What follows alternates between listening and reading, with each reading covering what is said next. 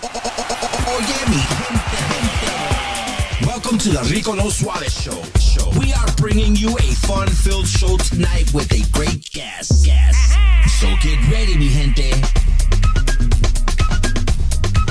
Now, here is your talk show host, Rico No Suave.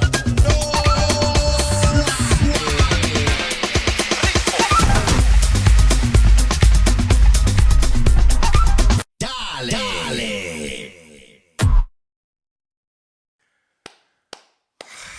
We back. Oye, mi gente, ya tú sabes, man, we are back. I am super happy to be back again. Welcome, because every day that I don't hear from you guys, I am missing you. Every day when it's time to be on the Rico No Suave show. So welcome back, everybody. Welcome back, man. I am super happy because we got a fun-filled packed show for you guys today.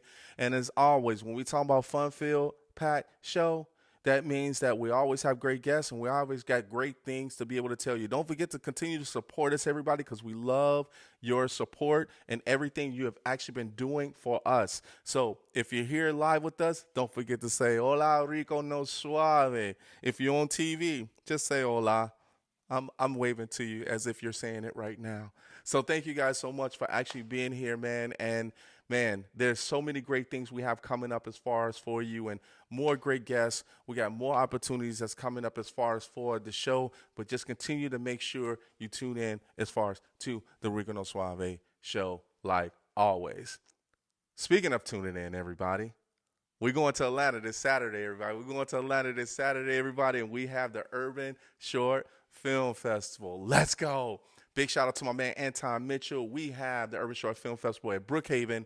Yeah, that's going to be awesome, man. The Urban Short Film Festival has grown, and there's so many great filmmakers that's out there, producers and actors. It's going to be insane. You know me, Rico No Suave. I'm going to be on that red carpet, everybody, ready to give some great interviews and ready to give people some really, really great times. We light it up on the red carpet, everybody. That's what we do. So thank you guys so much for actually, if you have people in ATL, just let them know Rico No Suave is going to be there. So make sure you go and check them out on the red carpet and check us out at the film festival, Urban Short Film Festival, Brookhaven. Look in, dine in, theater. It's the cinema. All right, everybody, it's time for me to introduce, man, this gentleman here. Big shout out to my man Mario with the awesome voice. When Mario introduced me to this gentleman and I was able to see exactly his experience, his journey, but when I found out how many titles he has, I knew that this was something special.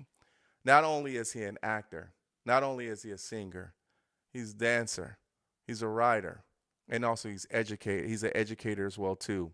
But also for mi gente de Panama, he's here with us today on the Rico No Suave show, and we're ready to talk about his journey. I want you guys to stand up, put your hands together for none other than my guy, Julio Hanson. Julio. Hey, what's going on? Let's go. How y'all doing out there? You ready? Oh, yeah, we ready.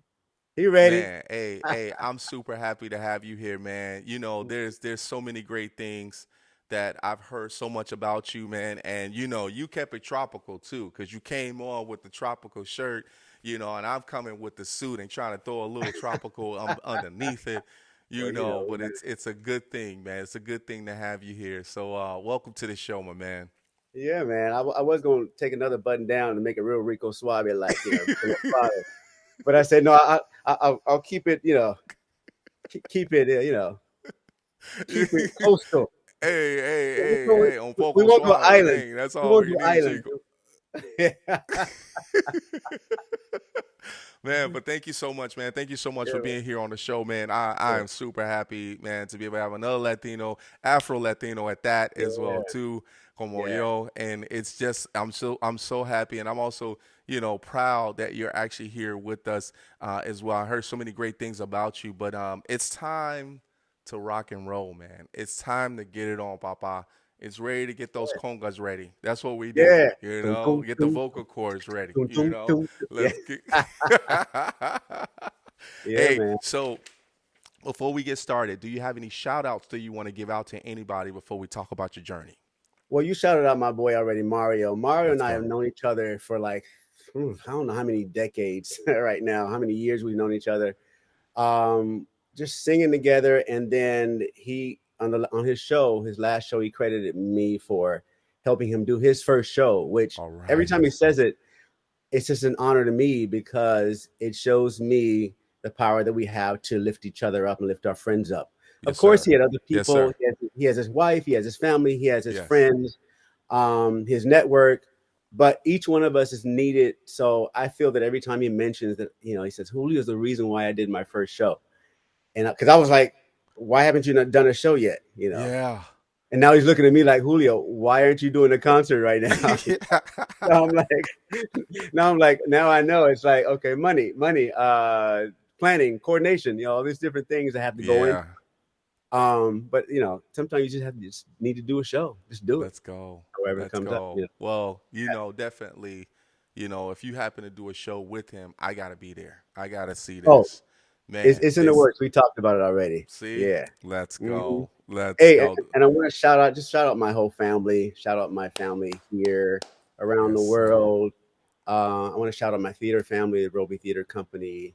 I want to shout out my music Motown family, All my right. Motown people. We got a show coming up at the end of the month. I want to shout out my educational family, people that have known me as an educator, as a community leader. I want to shout out my religious family, people that have supported me spiritually and mentally, and just overall, everybody that supported me. I shout out everybody. So thank you for this opportunity to shout them out. Let's go, man. Let's Yeah, go. That's what I'm yeah. talking about. All right, hmm Julio. I think it's time for us to get this party started because people is turning. They're here. Big Tommy Summerhill is actually here. Oliver Lovato is here. Philip Daniel Vasquez Jr. is actually here. I'm sorry, senior, not junior. Sorry, he's here as well too. Thank you guys so much for actually tuning in. Let's get this party started, man, because we got a lot of things we're gonna try to get to within an hour with 2 commercial breaks. And Okay, time is not on our side when we're having fun. So right. let's get it on, man. Let's get it on. We talk about the journey of school leadership to full-time creative work. Let's elaborate in regards to when we're talking about school leadership and also your creative work in the industry. Well, first of all, I'll say that my whole journey of going into education was started because my mother and father were both music majors Okay. in education. They were both teachers, so I really wanted to get into education because of my father, and Nice. so I never expected to be in education for like a long period of time, but I definitely wanted to be in education to give back to my community. So that's how I started. I became a teacher, and then after I became a teacher for like 4 years, I got this gig to sing background for Tony Braxton. Wow. So then after about 4.5 years of teaching, I went did toured with her for a little bit, and then I got another gig to sing with Keith Washington, and then it just started happening. Like from there, people just started calling me and say, "Hey, Julio, can you jump on this gig? Can you jump on this? Jump on that? Jump on this TV gig here, this tour gig here." And so I started doing all these different gigs. But it's short lived. It's hard to sustain yourself, especially when you're like, young. I was Right. really, really young, trying to figure out how to um, how to be on tour, how to sustain myself, how to provide work and all that stuff. And so I came back into teaching, and I taught for a little bit more. Oh, and then I did some TV stuff where I had to take off again. Mm. I did a TV show in Miami called RPM Miami, and that was a wonderful experience. Just being on that what do they call it, episodic Yep. show, and that was fun. And then I came back to teaching again, and I decided, okay, let me get my master's and let me get my assistant principal title, which All right. I applied for assistant principal at Lauren Miller Elementary School in LA Okay. Unified. And then after that, I became a teacher trainer and a teacher coach. And then I became a principal of like one of the best schools in the city. It's Loyola Village Fine and Performing Arts Magnet. And Okay. it's a school of mostly black kids, mostly black and brown kids, really. Awesome. And Loyola Village Fine and Performing Arts Magnet is located in Westchester, but it's part of LA Unified School District. And it's a school where I could be, I could be the artist that I am in front of my students. Before I Mm, used to kind of hide it. I used to think, I need to hide that side of me so that people would respect me as a educator, as a leader. But yeah. at this school, I was singing with the kids, I was dancing with the kids, I was drumming with the kids. We were traveling, I was supporting them in different shows and things like that. And so I really just enjoy that experience being principal and being a personable principal. Because it's not just about being a principal, being able to lead this school, but you have to be a person that's accessible to the students, and I felt that I was that for the students. So I'm very Mm, proud to have had this career in education that I have. It wasn't easy because it's taken me away from some of the gigs that I could have gotten in entertainment, but yeah. I'm proud of what I've done because I don't have any regrets. I think that God brought me on a path of doing what I did, and I'm completely good with it. Let's go. Yeah, I like that. I yeah, like that, my man. Hey, there's so much to take from that, and big shout out, saludo to your to parents, to padres, yeah, of pero I course. think one of the things is that when you actually took the music, because we of course we had a music background as well too in my family and for my father and my mom, and I understand where you're coming from when you actually have that musical background, because music flows through the house always, right? Mhm. And when it came to you teaching, or I'm sorry, going and being that principal, how was your energy with the students? Ha. Because everything was about music, right? But how was your energy knowing that you were a principal and or you were on a different level? What was that energy like for the students that was coming up in school? Uh, I was that principal that I was out there dancing with them every Friday. I was the Nice. principal out there, doing the second step, Cupid two step or whatever. I forget what they call it, the Cupid step. I Yeah, was the doing Cupid shuffle. Cupid shuffle. Yeah, Yeah. Cupid step. Shows you how disconnected I am. No, the Cupid Shuffle and what's the wobble. We were doing all those dances at recess, and I was that principal. I was Yeah. not every Friday. I was out. Well, actually, every recess and lunch, I was out there. But every Let's Friday, we would have go. just music. We'd play music, and we'd have like fun. It would be just Yeah. fun time to dance. And again, and the kids at my school were students that they weren't the kind you had to force. They were the kind that all you had to do was say, "I'm gonna put on a song. Who wants to dance?" Everybody's like, "Yeah, let me dance." You Let's know. go. So I was that principal, and I'm proud of that. A lot of people have different styles. That was my style, and yeah, that was my style. I think that's worked with a lot of kids. They would come to my office and say, "Can I talk to you?" And I said, "Come on in." I had an open door policy. Any kid could come in, any parent could come in, any teacher can come in. I rarely close my door That's until it was like awesome. 2:30 after school. Then I would say, okay, let me close my door so I can get at least a 20-minute like regroup. Yeah. But kids could always come in during the day and talk, and they say, "Are you coming out to dance?" I'm like, "Yeah." I would stop whatever I'm doing. I get up and we go out to dance. So that's the energy that I had when I was a principal. I Yeah. love that, man. I love it. I think one of the things is it comes from family of always having that open door policy, but you can talk to me about anything. I think because you kept that open door policy, it kind of felt like family, that you Mm. were actually, these are your kids. These are the people that you take care of when they're coming to school, Right. before they go home to their parents, right? But I think you built that connection as far as with them knowing that, you're always there with them, as well. And, you know, music, man, Right. I'm telling you, music, food is what keeps us together. It And sure also just, does. and it makes everything just better, especially if they're going to school for it. But Yeah. also it's just more of your personality, your characteristics, and where you're from as well too. Is the culture helps out a lot. So, man, great Yeah, job on and that. one of the things that a parent told me, and I wish I could go back and tell her I'm sorry. She said to me, she says, and I was young, I was like 21, and she said, you're really like the parents of these kids, and Yeah. you're a teacher, but you're the parents of the kids. And I said, no, I said, you're still a parent. You have to be the parent. And I feel like I could go back and say, I understand what you mean. It's like, because I'm a co-parent. I'm Yep. co-parenting with Mm-hmm. these parents that are going through it these days. And I kind of distanced myself back then until I realized that I really am like their parent. Yep. They come to me and they talk to me more than they talk to their parents. They come into my office more than they go into their parents' bedroom. So Yeah. I wish I could go back to my 21-year-old self and say, look, you are the parent, accept it or not. This is what you took on, and this is what they love you for.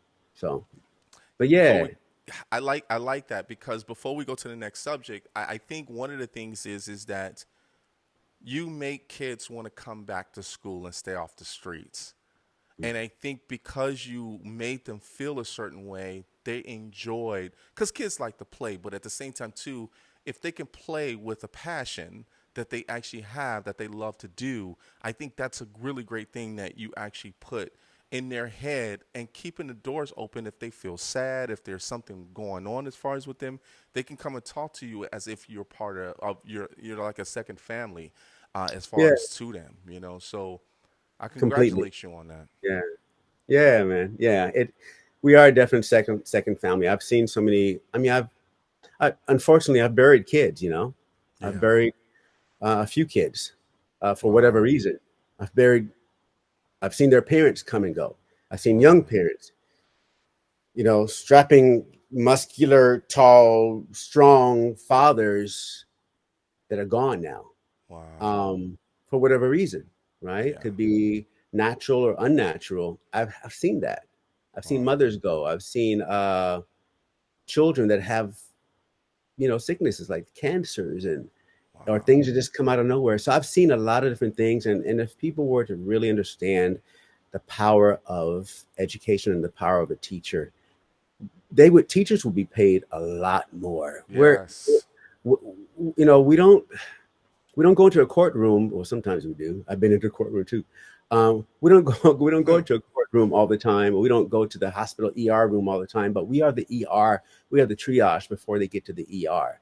And a lot of Yeah. times it's really hard on a teacher to be able to absorb all of the stuff that's going on in the classroom. You have 20, 30 kids, sometimes 35 kids in the classroom, and you have to think of 35 different brains that are trying to Mm-hmm. get your attention.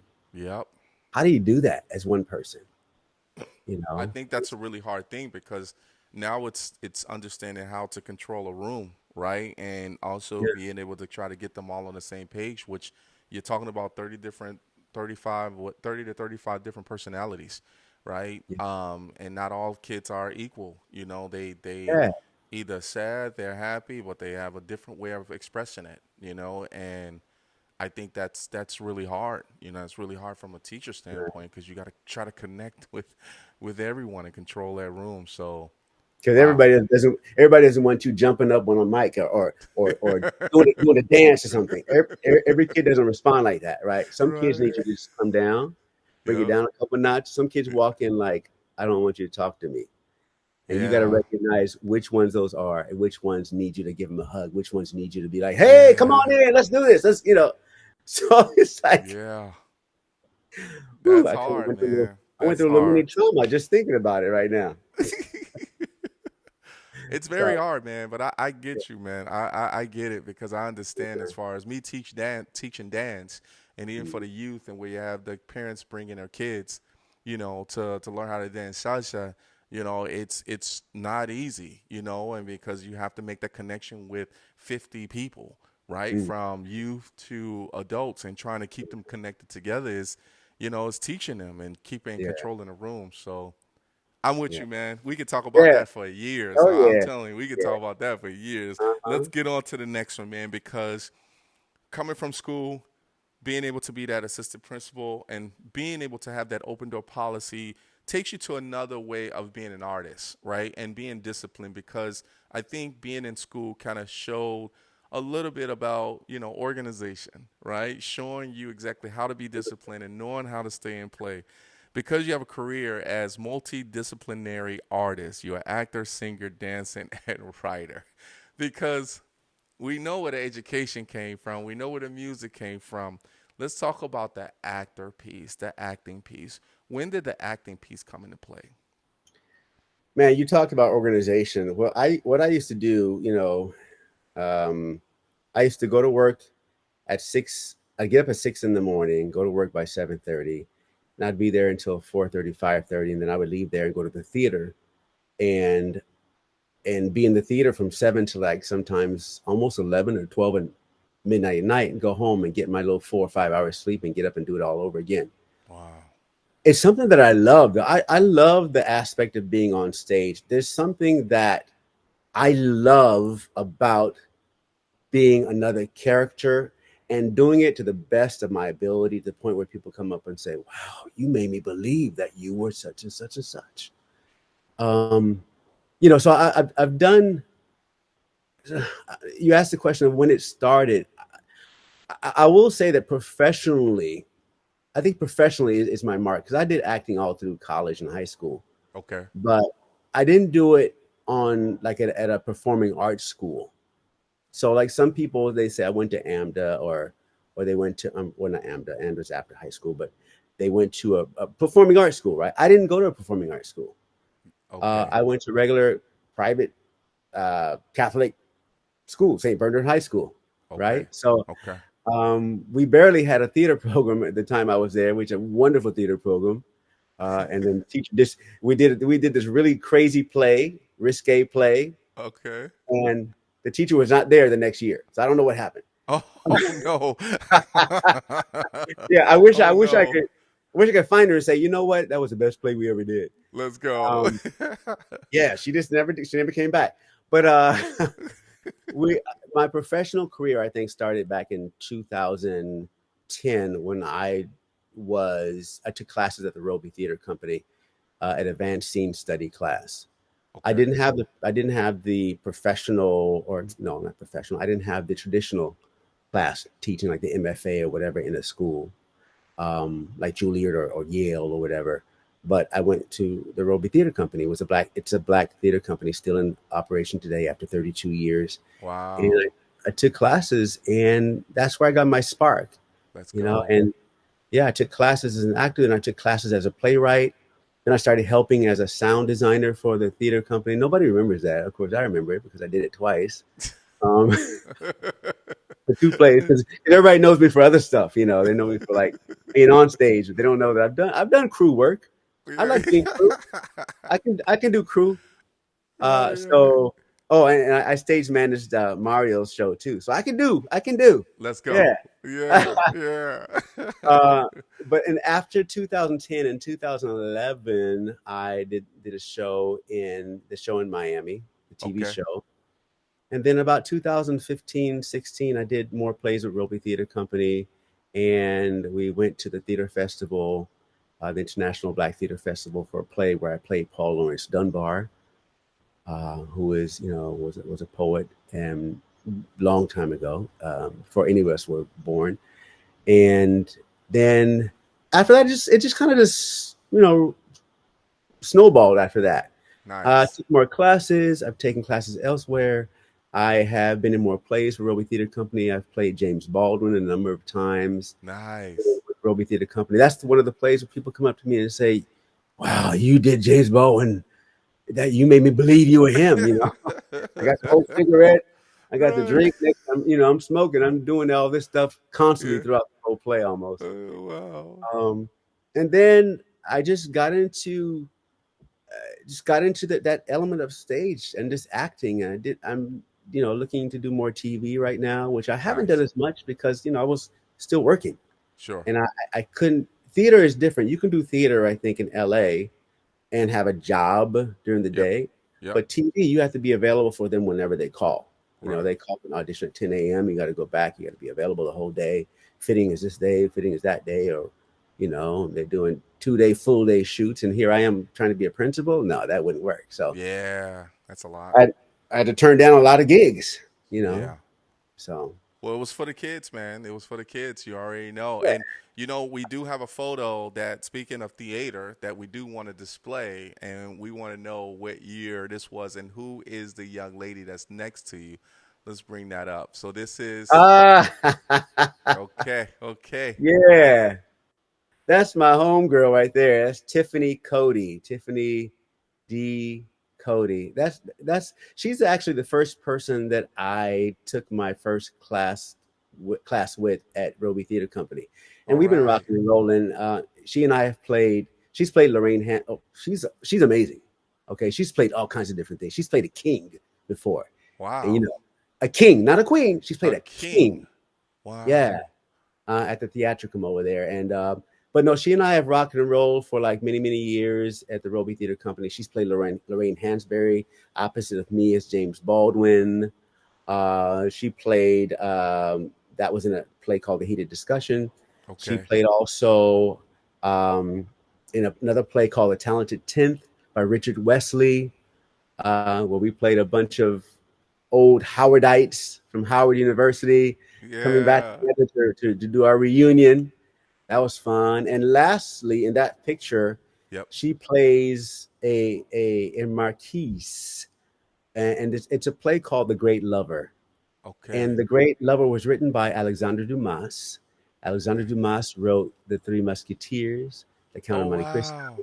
Yeah, he's written a lot of things that nobody knows he was a man of African Haitian descent. Wow. Back in the 18, I think he's born in the 1700s, but he wrote this in the 1800s, end of 1700s born, and it's called The Great Lover. And so we portrayed this back in December at the Roby Theater Company, and it's a play that we were nominated, multiple nominations. I was nominated for lead actor for that, Nice. alongside another talented actor friend of mine, Jason Mims, who was also nominated lead actor. And Tiffany was nominated for lead actress in it, alongside another friend of ours, CJ Oberlum, who was also nominated for that. So we were nominated for NAACP award, and the award show is on June 29th. So we're going to see Let's go. if let's go. Let's Yeah. go. So, yeah. Let's I mean, go. but whatever happens, though, I think that we're just in such good company. There's going to be a Yeah. lot of people there. Of course, other people are nominated for our categories, in our categories. I But love it. Tiffany and I have formed a sister brotherhood for many years of just supporting each other under the direction of Ben Guillory and Danny Glover. Danny Glover and Ben Guillory started this company, the Roby Theater Company, and we've been rocking with them. Danny comes and sees our every play we do. Danny comes down and sees it. So Oh, that's nice, yeah, man. he's not living in California in LA, but whenever we do a show, Danny Glover's there, Ben is there, Ben Guillory's there. So yeah. That's awesome. So have Hmm. you had any like I mean, you're in LA and of course, actors sometimes they just walk around just like normal people. And I think that's what I love about LA as well. Did you get a chance to speak with Danny Glover as well too and maybe get Yeah. some great inspirations from him as far as words? Danny is the type. No, I see Danny every single play. Like I said, we do. Danny Yep. comes and sees, right? Okay. Or at least the ones I've been in. Sure. I don't know if it's because of me. Yeah, it's because of you, Julio. I don't know. But no, every play I've been in, Danny has come down and seen it, and he Danny doesn't say much, Okay. but you can tell by the way he shakes your hand and looks at you. Like he'll say, like I say, hey, he say, hey. That's all he does. He doesn't say, "Oh, great job," or "I like how you." He does. He just said, It's by the expressions. "Yeah, Yeah. yeah," and he shakes his head like that, right? So, I love it. so and Danny's, I think Dan is he 90 already? Oh, I feel ashamed. I don't know how old he is. Uh, no, he's not 90. I think he's 80, late 80s, but he's still coming down to see our shows. You Let's know, go. um, yeah, and I wish I'd sent you that picture. I should have sent you a picture of me and Danny Glover and Ben Guillory, That would be awesome. That would be huh? awesome. Well, that's okay Yeah, because there's always gonna be a part two of what we do here. part You two. know. Hey Yeah. Julio, we're gonna take a quick commercial break. Everybody, you already know we got the multi-talented, my man Julio Hanson here on the Rico No Suave show. Hopefully you guys are enjoying yourself. Joey Rios, thank you so much for checking in, and everybody else is checking in with us right now. Everybody, we're gonna take a quick commercial break. We'll be back in 30 seconds. Rico No Suave, Julio Hanson. Let's go. Dial. Every year, 800,000 children are reported missing. That's one child every 40 seconds. It's every parent's worst nightmare. Right now, there are 483 missing children cases still open. Your card donation can help keep kids safe and bring missing kids home. Donate your unwanted card today. Fast, free pickup, 24-hour response. Plus, you'll get the maximum tax deduction. Call 800-723-2013.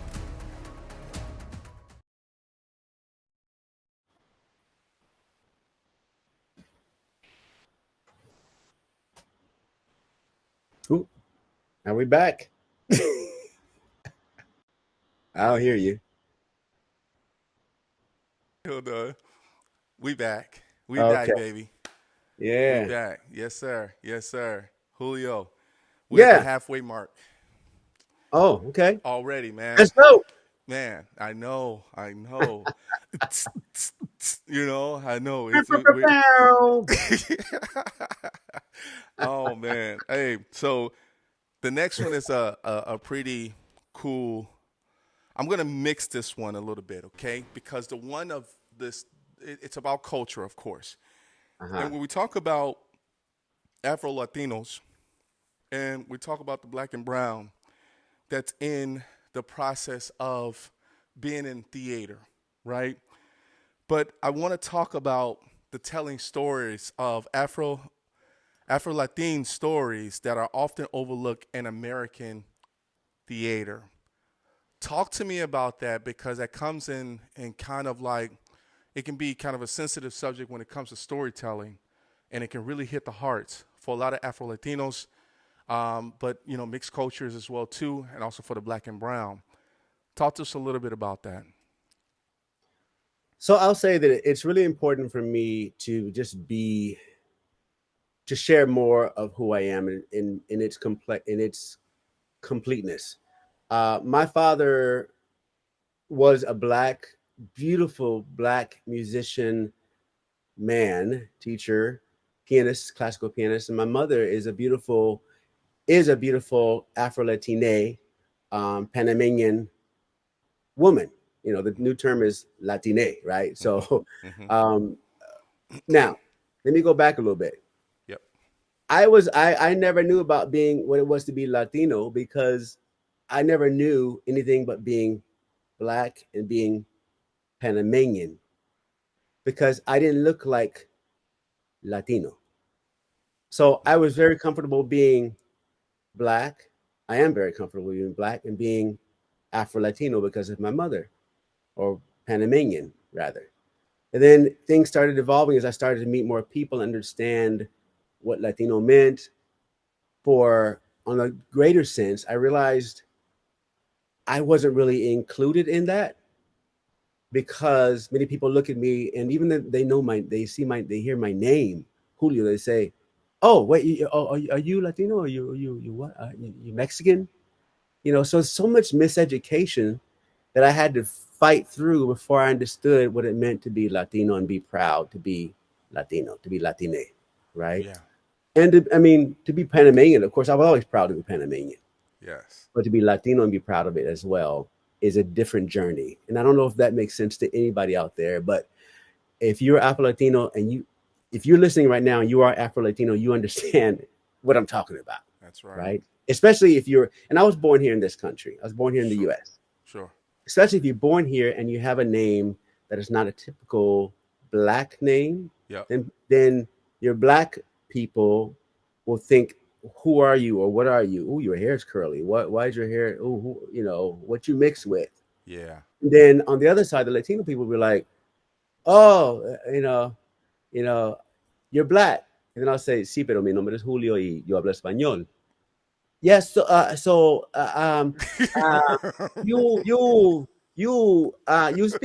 speak sí, hablo español. Pero you understand, I'm like, come on, guys. This is the journey I've had to go through. And I'm gonna tell you a quick story. I was at Sure. Pollo Loco one time, and I drove up in Pollo Loco to order me some food. And you know how you drive up and there's like the speaker right there, Yep. and you order your food. And when they came on the speaker, she said, sí, buenas tardes, ¿cómo le puedo ayudar? And I was like, is there a camera? So there's no camera around, so she doesn't know if I speak Spanish or not. Right. So I said, sí, bueno, me gustaría tres gallinas o whatever it was I ordered. I don't remember what I ordered. Y una sopa de tortilla de pollo. See. And so when I got to the window, I drove up, and she did a double take. She looked out the window. She said, "Oh," and she said, "Oh, I'm sorry. And her English wasn't that good either. She said, I'm sorry. I said, why are you sorry? She said, oh, I thought you, oh, no, nothing. I said, porque yo soy la misma persona. I was like, yo soy la misma persona que te estaba hablando. And she's like, Yeah. But Yeah. that's just, and I don't say that to call it out as a bad thing. I just say that to call it out because that's been my journey. And anybody who don't understand that journey, don't understand what we have to go through as Afro Latinos, then you need to get on that.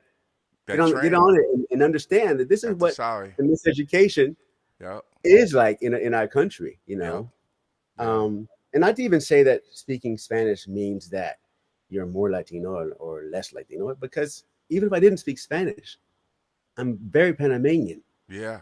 You give me some carimañola, you give me some sauce. Let's go. I'm talking to my Caribbean people out there now. That's right. Some sauce, some sorrel, some cold food soup. I mean, we know about that too, Yeah. Yeah. I think one of the things is about, American culture is that, even if you was to look in different cultures of the African roots is everywhere, right? And I think one of the things that I try to tell people is that even when I'm speaking Spanish to them is that they oh, Dominicano, no, Cubano. And I'm like, what? I'm like, one of the things you have to understand is that there's black everywhere. In Colombia, in Puerto Rico, in Cuba, in Panama, and Nicaragua, and different. It's the flavor of being Afro Latino, right? And I think what happens is that when in America it's kind of like stereotypical of just because you're dark and you have the dark skin is that you're black, and there's nothing wrong with that. But I always tell them, I was like, yeah, soy negro, pero yo tengo sabor. Yo tengo mucho sabor, right? And they're like, oh, yeah. And then I start dancing. Don't let somebody don't let one of us dance now. I got to put it in there. Right? When we start dancing, boy, it's like, whoa, okay. Right. You're one of us now. You're one of us. I'm like, let's go. But and it's so cool though, because sometimes people and they don't know that, and I think that's the art of storytelling of certain people's journey of Afro Latinos, right? And then of course, that's why I tell people don't judge the book by its cover, right? Because the cover you don't know what the background history is. So I think that's awesome. Let's talk about the role of Black identity in creative process and the dedication in preserving, amplifying Black stories through your work at the Roby Theater Company. Talk to us. So I was commissioned back in 2000. I'm gonna get the year wrong, but I think it was 2020. I was commissioned to write a play by the Roby Theater Company. I started writing this play in the Playwrights Lab. They have a Playwrights Lab at the Roby Theater Company, and I had 12 months to write a play. However, the first month I started writing songs, and then I wrote 2, 3, 4, 5 songs, and to the point where I had written 40 songs for this play. Wow. So that means it's no longer a play; it's a musical, right? So, I was commissioned to write this play, and I called it Negra, which is based on my aunt who lived in Panama. She was actually from Grenada. My Okay. half of my family's from Grenada, half of my family's from Jamaica, and Oh wow. they came to work in Panama. And so my Grenadian aunt, who lived in Panama, she lived there for since she was maybe 18. Okay. She spoke Spanish and she worked as an operator. And she was this beautiful black woman, beautiful Yes. black, dark skin, tall, thin, classy black woman. Let's And so go. when I used to go visit her in Panama, I just saw her go lower and down, down, down, down because she got older. Okay. But I also remembered they used to call her La Negra que tumba a los hombres. La Negra Mm, que tumba a los hombres. And so, the woman who knocks men off their feet, basically, mm-hmm. right? Mm-hmm. And so that was my inspiration for writing this musical, which I'm still in rewrites right now. I've been looking to get it placed somewhere, to get it produced or get another reading of it. But once again, it takes money, Of and the Roby course. Theater Company is very supportive about trying to figure out how to make that happen. But any help out there, we you need help, Let's help. go. No, I Um, feel you. yeah, and it's a play about a young girl who's 17 who grows up in 1963 Panama, just before the student rebellion. The student rebellion happened in 1964 January, where 20 students were killed at the hands of the U.S. And Wow. of course, the U.S. says that no, we didn't do that. You guys shot yourselves. And then of course 4 U.S. soldiers were killed as well. So somebody was shooting somebody. Yeah. So I don't know if these students that are in high school were shooting each other, right, at Mm-hmm. that time. But that's what each side said. And it's about this young girl. Her name is Negra. Her name is Amelia, really, but they call her Negra. And Negra has a lot of different meanings. Negra could be like my homegirl. I mean, Negra could be like my darling, my little one. And so she's coming of age at 17, trying to figure out what her journey is, what her purpose is for her country. She has to go through tragedy. She has to go through heartbreak. She has to go through learning what it is to be a woman, all without having a mother of her own to teach her. And Mm-hmm. so that's what I'm writing right now, or that's what I've written. So hopefully one day I'll get that on stage. It's my dramaturg Daphne Sicre. She said this is the first Afro Latino play musical Wow. ever. Let's I'm like, go. I'm like, really? She's like, yeah. And I'm like, okay, I need to get this produced so I can be the first one ever to be produced on stage, Let's right? go. That was her studies, and so I'm grateful to her for the dramaturgy that she gave me. I'm grateful to Ben for the leadership he's given me, and just my cast. My cast, I had a reading of it, and my cast was completely amazing. So just grateful for the support I've gotten throughout this journey. Much love. Let's go, man. Hey, there's so much to really talk about, that flavor, man, that sabor when it comes to Afro Latinos, but also what you're doing as far as this play. That's going to reach a lot of people. It's almost as if I want to think of it as, wow, what is that play? Is it Hamilton? I'm thinking of Hamilton, the play with a lot of Latinos, or I think the lead actor was Latino. He was actually on commercials as well too. But needless to say, to be able to bring something out that's so specific and unique, but it's also bringing awareness of Afro Latinos, man, that's going to be amazing. You got to let me know what's happening on that in the process, man, because any help that I can actually help on that, just let me know. I like that piece. Well, That's sure. awesome. I mean, I don't know whether to say if you know Lin Manuel Miranda or not, because I don't know if he even wants, to do lesser plays or musicals like mine, because he already Yeah, has his own thing going. He did In the Heights and Hamilton and stuff. But there's so many people out there In the that, Heights. That's what it was. yeah, it was yeah, Yep, I knew you were In the talking about In the Heights. Heights, yeah. But there's so many people out there doing some great work. I'm actually I've been in collaboration. I did a fellowship in New York. It was called Candela, and it's Nice. Darrell Holness. He's a New Yorkan Panamanian writer, friend of mine out in New York, and I did a fellowship out there, and I met a lot of Latine writers across the spectrum as well. Across the gender spectrum, across the sexuality spectrum, Yeah. across many different spectrums. And it really opened my eyes as to how much greatness is there in the Latino community and the Yeah. Afro Latino community as well. Like I met Haitian guys, I met, uh, um, other Panamanian people, writers. It is so much out there. Yeah. So all I can say is that if you know people that got money that want to spend it on a play, on a production, let me know. That's right. Hit me up. Yeah, man. Yeah, And you hear that right now, people. Mi gente, make sure if yeah, you want to support, you want to send donations. Hey, we're yeah, gonna have his contact information yeah, just in case you want to yeah. contribute. You know. I will put your money to good use. It's an amazing musical that has a lot of heart and a lot of love and a lot of music and a lot of really good story. Yeah. So that's what it's about. The story is really amazing. And the music, not because I would compose the music and wrote the songs, but they're good songs too. Let's So go. we'll see. Awesome. Vamos. All right, so we're gonna take another quick commercial break. You already know your boy Rico No Suave, my man Julio Hanson is here with us, man. Are you having a good time, my man? I'm having a great time. Me too, And I man. Me haven't I too. haven't even told the best stuff I yet. know. Y'all need to come back. We still we got more got to we go. we gotta bring it back. But hey, Julio, stand by. We got another commercial break. Everybody, we're back 30 seconds. Let's go. Dali.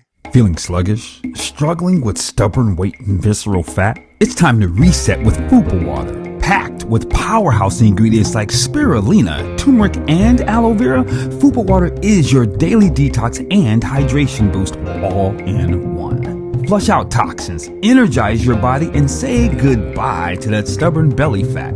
Ready to feel lighter and stronger? Get yours today at fupawater.com. And for a limited time, use code RNSS for the Rico No Suave show and get an additional 10% off.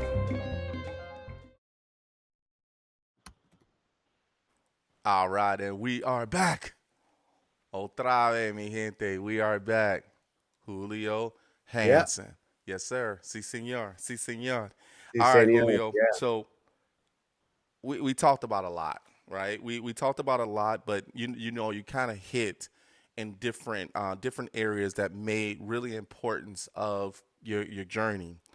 Let's talk about singing now because there's that voice that you have, right? That we got to understand. Of course, we understand the music, and we want to understand as far as the training, but the role of music and rhythm, especially in drums and storytelling. Now I know where this is going to right now because there's always a story when it comes to to the drums and things like that. Let's mix that in regards to your singing, but also with the music and rhythm of drums. So drums to me are so important, especially in my family and my culture, both Black culture and Panamanian culture. Particularly in Panamanian culture, I've had a chance to approximate African culture Yep. more than in my Black side. I think Black has been more Black American culture. Okay. Um, so, and what I mean is that I dance traditional Panamanian, Afro Panamanian dance, which is straight from Africa. It's called Nice. Congo. I mean, Mm-hmm. Congo, right, from Africa. Yep. And so it's a um, drum based dance rhythm, and I'm part of a group called the I Congos Ismeños, led by Lorraine Griffiths and Erwin Griffiths, and we do all Afro Panamanian dances. I do also. There's another group I have. I'm part of the Panama Mola Pollera Tambor, which is another group that we do the other type of Panamanian dance, which is also beautiful. But this Congo dance is straight up from Africa. You know, we have our colorful costumes, and we have it's all tambor, and we Nice. sing. And it was one of those things that lasted, on the slave ship. Came to Yeah. Panama, and these cimarrones the slaves that escaped. They're called cimarrones, and they ended up going to the mountains and the hills, and they maintained their culture of the Mm-hmm. Congo. Um, and so it's a very I've understood too things about the drum, how you have to give respect to the drum. Yep. Before you start dancing, you don't just shaking yourself, your shoulders all over the place.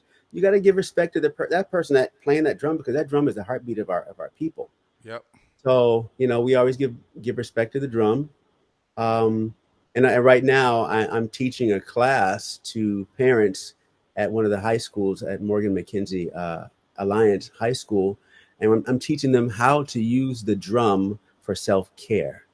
So I've taken everything. I've taken it from the drum of Africa to the drum of the Congo dance, the Panamanian dance, and used it in a way where I teach parents how drumming and how the arts can be used. I'm part of the Alliance Initiative, um, for self care. Yeah. And so, drum is really important for me. It's really, really essential part of everything that I do. Yeah. That's awesome. Let's talk about the singing piece. Where did the voice come into play? Yeah. So, and like I said, we do a lot of singing, we do a lot of dancing in the Panamanian groups that I'm part of. Yeah. And that's where I've had a lot of fun on the Black American side too, performing. Yes, sir. Yes, I don't, sir. I used to sing everything. I used to sing Spanish, English, Hebrew. Nice. You have a bar mitzvah. I'm like, okay, yeah, and I'm, but I haven't.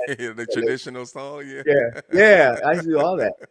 But lately, I haven't been doing as much Spanish. I've been doing more Black American music. I'm working with an amazing group of guys right now. A group called God's Contraband. Look them up. They're on Instagram. They're called God's Contraband. Okay. They're like the next amazing group of rappers and writers and musicians that I love to work with. Nice. And I'm also working with a Motown group. We have a Motown show. It's called The Magical Music of Motown. It's promoters in Australia, and he did this group in Australia, and he said, you know what, this is from the States. I should be doing this in the United States. So he came back to the States. Yeah. He played around the world. He played for Michael Jackson, everybody, and he decided to do this, The Magical Music of Motown show here in California. That's and awesome. So I'm enjoying it. I sing everything from Stevie Wonder to the Temptations to Marvin Gaye. I know you want to leave me, but I refuse to let you go. I'll sing something like, like a fool I went and stayed too long. Now I'm wondering if your love's still strong. Ooh, baby, here I am, signed, sealed, delivered. I'm yours. Hey, sing that Let's stuff. go, man. Everything. I mean, I just love being on this stage with my co-singers, Skylar, Kathy, and Masta, and our band. Yeah.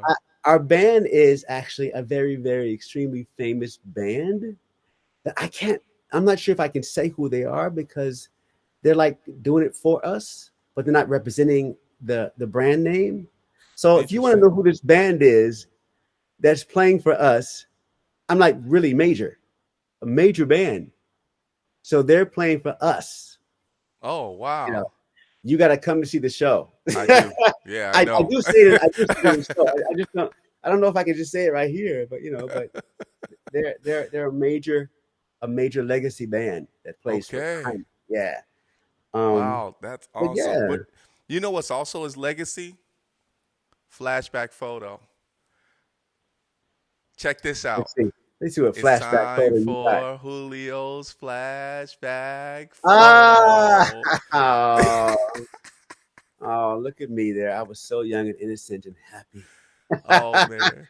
So that's my father. That's my mother. That's my older brother. And that was back, when I was 1 year old. Yeah, you can definitely tell you was ready for the stage because you got your hands out. You looked like you were ready to do something on stage. Yeah. You were ready for it, man. Yeah. You were ready for it. You can tell my mother was a singer, or she is. She's still a Yes. singer. And my father was a classical pianist. Okay. And I was ready for the stage. All right, I was ready. Ready. That is a beautiful photo, man. Thank you for sharing that. That's flashback photo, everybody. Yeah. I haven't changed a bit, have I? No, sir. No, sir. No, sir. Try to do the same pose. Let's go. Let's Hey, go, man. You know, Julio, man, one last thing I want to give something to you because we call this Gems of the World. And when we talk about Gems of the World, we give them this shirt, right? We give them a Oh, shirt. And the reason why I give this shirt to you is because, this is kind of just a part one of this talk show because there's so much more that we can really indulge in. But just by listening to what you have done for the Afro-Latino community, but also for the African-American community as well, too, and being able to have both and being able to show the youth about how well you need to live with your passion and how much fun that you keep your doors open. But we got to give a big shout out to your parents because it starts off with a disciplinary of music within the home. And I think because of your parents and where you come from and how they raised you and how you actually stuck with what's in your bloodline to be able to show the world as far as what you can actually do from teaching to educating. And we haven't hit on a writing piece. I know you're also a writer as well, too, but education as well. Being a singer, making people happy is what Julio does for the world. Dancing piece. We got to know how to dance if you're from Panama, and when it comes down to dancing in general and being able to dance and showing people what you really love to do, this is the reason why I give these shirts out to the gems of the world like yourself. You make us happy. You make us proud of you, but also you make other people want to continue to live. And some of the people you did say was not here, but you made an impact on their life. So I want to say, welcome to the Rico No Suave Show family. You yeah. deserve this all day, baby. Let's I love go. it. I am not worthy. I'm not worthy. Oh, No, stop. thank you for that, though. I appreciate that. I don't Of take it course. lightly. I don't take it lightly to be welcomed into a new community. I don't take it lightly to be appreciated by somebody because we all of us actors go through something. Well, not all of us. A lot of us go through this imposter syndrome thing. We wonder, are we doing what we should be doing? Are we as good as we think we are? Are we as good as they say we are? Yeah. Um, and it feels good when in my acting somebody comes and says, wow, you did really good on that. You made me believe that Yeah. you were that person on stage. And it feels good when I'm on stage singing Man. and I see people standing up and they're dancing and they're just enjoying the music. And part of it's because the music is so good. You cannot not dance, you know. Yes, sir. And Motown music is what I've been doing lately, and you cannot not get into that. All the music is just so fun and so good. Yes. When I'm dancing too, when I'm done with my show, and I keep saying this because we have a show coming up in like 2 weeks, but when I'm done with my show, I'm like, I don't know if I can do this again because I give it 100,000%, Yes, and I sir. come off that stage like sweating like a dog because I give you a show. Yes. I give you theater, I give you music, and I give you dance, Yes. all wrapped up in this right here, Yep. right? Or we give you that. Our That's our right. our unit, we give you this great show. And then we didn't talk about writing, but as a writer, I just hope that I can do the same thing. I hope that my writing can translate across to people, that they see the heart of what I've written and understand what I'm trying to do. And I don't know how much time we have, but I did my doctorate in the power of artistic activism. That was my whole thesis. Wow. Looking at how people use the arts and looking at how they use their talent to change the world and change communities and bring us together. So that's my whole purpose in life, is to really to be a creator and bring us together and change the way we think about whatever's going on right now. I love that, man. Yeah. I love that.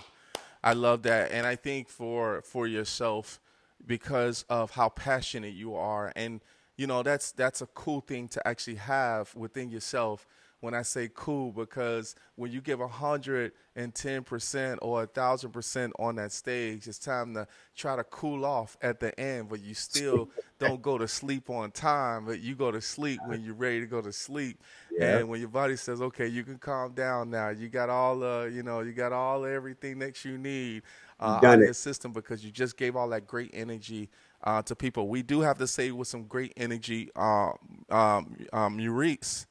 Is this Murica? I'm trying to catch that. No, it's Maurice. 11 says, hey, Rico. Hey, thanks, Julio. There's somebody definitely that knows you. That's definitely here. So thank you so much. If hopefully I'm Thanks, saying you're Maurice. Maurice. Maurice 11. Maurice 11. Wow. Yeah, that's the name on YouTube. So if you could say your full name, I don't know if you want to put your full name on there, but we'd Okay. love to know who you are. But thank you Thanks, so much for Maurice. showing the love. Yeah, we Yeah. appreciate you I do for know a sure. Maurice. So Okay, could okay. be the homie from back in the day. All right, there it is. There it Yeah. is. All Yeah. right, we got to end off the show, but we got to put up your social media so people can find out more about you. So everybody, make sure you please go and check out his social media. Here's the first one. It is Julio Hanson on Facebook. You already know, everybody. Make sure you go and check him out. Just say you saw him on Rico No Suave show. Here's the next one. Child. Yeah. Instagram, everybody. Use Instagram. Make Instagram sure you much go to more than Facebook. Instagram. Check him Much more out than on Facebook. Instagram. Follow him. Make sure you follow him. Last but not least, we keep it business on this one. LinkedIn, everyone. It's LinkedIn. So make sure you please don't spam them. Business only. Open to networking. No spamming. That's all I Yeah. got to say. Make sure you go Right. check him out. Julio Hanson on LinkedIn. Julio! Yeah. It was a great time, Papa. It was a great time, man. Thank I had a you. blast on the show with you, man. And we definitely gonna have you come back, man, on the show, because there's more stories to tell. Many And more. definitely, man. And I want to wish you nothing but the best. And please keep me informed of any releases, any music that's coming out, or anything that you're doing that you have a trailer. Make sure you let us know, because here on the Rico No Suave show, man, we're all about giving great exposure and helping out anyone that needs that help. So, man, we appreciate you. I appreciate you. And anybody in North Carolina will be out there doing The Great Lover, the Roby Theater Company, for the International Black Theater Festival, July 31st and August 1st. We'll be doing our play at the theater festival. So thank you, everybody. Let's go. Shit. Everybody, it's your boy Rico No Suave. Give it up for none other than Julio Hanson. Yeah. Julio, until next time, sir. Until next See time. you soon. Hasta la Everybody, próxima. we got to get out of here. Your boy Rico No Suave. Thank you guys so much, man, for having a great time with us. I hope you guys enjoyed yourself. Thank you so much, because Julio is the real deal. Yeah, tú sabes. For all my Afro-Latinos that's out there, you already know we bring that tumbao. We bring that sabor. We bring all of that greatness as far as to the stage and everything that we love to do. We got to put up our social media, everybody, before we get out of here, because our website is important for you to be able to know. It is theRicoNoSuaveShow.com. Make sure you go to our I tried to sing that one out. TheRicoNoSuaveShow.com. Make sure you go ahead and check us out there. Here's the next one. Let's see what happens. Ba-boom. Yes, Rico No Suave Show on Facebook. Make sure you go to Facebook, everybody. Check us out there. Here's the next one. Instagram, go ahead and follow us. We'll follow you back. Let's go. Rico No Suave Show on Instagram. Here's our next one. Of course, this is important to us. Make sure you subscribe to our YouTube channel. We always continues to build in everybody. Rico No Suave Show on YouTube. Last but not least, it turns into an audio podcast on Mixcloud. Mixcloud.com/Rico No Suave Show. Make sure you guys go ahead and follow us there and turn on your audio. You can drive along and listen to me and my guy, Julio. All right, everybody, we got to get out of here. But, hey, all I got to say is we had a great time with each and every one of you guys. But make sure you continue to show the love, show your personality, show your character to the world for them to be able to see. Until next time, everybody, as we end off the show, just like this.